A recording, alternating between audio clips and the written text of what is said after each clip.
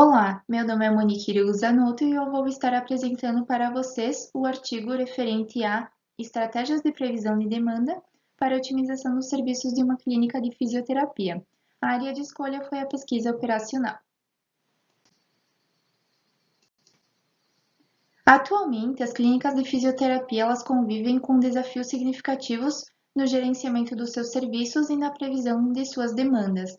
E é com base nisso que o presente trabalho ele tem por intuito gerar previsões de demanda para 4 modalidades de tratamento diferentes, a fim de melhorar o seu planejamento, bem como a execução das suas estratégias.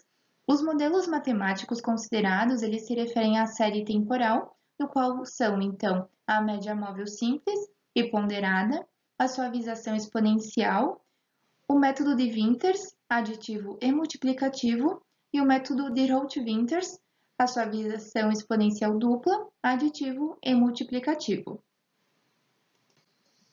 Com base nisso, a metodologia ela foi pensada em algumas etapas. Inicialmente, o estudo começa pela coleta de dados, considerando o histórico de vendas de serviços prestados pela clínica, dentro dessas modalidades consideradas no estudo, seguindo após para a definição dos modelos, conforme eu mencionei para vocês anteriormente. De posse dessas informações, segue então para a tabulação em uma planilha Excel e análise desses dados. Após, gera-se a previsão de demanda dessas modalidades e, por fim, então é gerado o EQM, que é o erro quadrático médio. É através dele que nós vamos compreender qual que é o método mais eficiente para cada modalidade de tratamento. Com base nisso, então, aqui eu trago para vocês os dados coletados. Eles compreendem um período de janeiro de 2021 até abril de 2024, totalizando 40 meses de análise.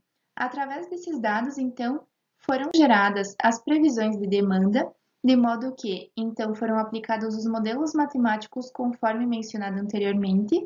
Através desses modelos, dessas previsões geradas, foram geradas simulações gráficas para uma análise e visualização inicial de comportamento, analisando o consumo real com a previsão de demanda daqueles modelos, e também foram gerados os erros para cada método em cada modalidade de tratamento. Tem-se por premissa que o menor erro quadrático médio é o que vai nos dizer qual que é o método mais preciso para aquela modalidade dentro daqueles dados de consumo real que foram apresentados. E é com base nisso, então, que eu trago aqui para vocês uma tabela contendo todos os erros obtidos ao longo do estudo, no qual, então, para a modalidade de tratamento A, o modelo que melhor se adequou foi a média móvel simples, a média móvel ponderada para um período de 5 meses, enquanto que para as modalidades de tratamento B e C foram a suavização exponencial dupla. Aqui até não dá para ver o númerozinho, mas ele ficou em torno de 1,73 para a modalidade C. E por fim, a modalidade D, o modelo que melhor se adequou foi a média móvel ponderada para um período de 6 meses. É importante destacar aqui que, como a gente trabalha com previsão, justamente ele trabalha com um certo grau de confiança. Isso faz com que nós obtenhamos estimativas e isso possa diferir um pouquinho de fato do consumo real, mas por isso que se olha a questão dos erros, né? Então, quanto menor o erro, mais preciso será o método. E é com base nisso, então, para um maior conhecimento, que aqui eu trago os gráficos, considerando o consumo real com a previsão gerada para os modelos ótimos. Então, no caso da modalidade A, por exemplo, eu trago para vocês um gráfico que foi gerado a partir disso. Igualmente aqui, então, para a modalidade C e D. E, por fim, então, é importante destacar que o estudo em questão para a clínica de fisioterapia ele foi bem útil, no qual, então, ela conseguiu se organizar com as suas estratégias, conseguiu planejar de maneira muito mais eficaz as suas atividades, bem como o planejamento futuro.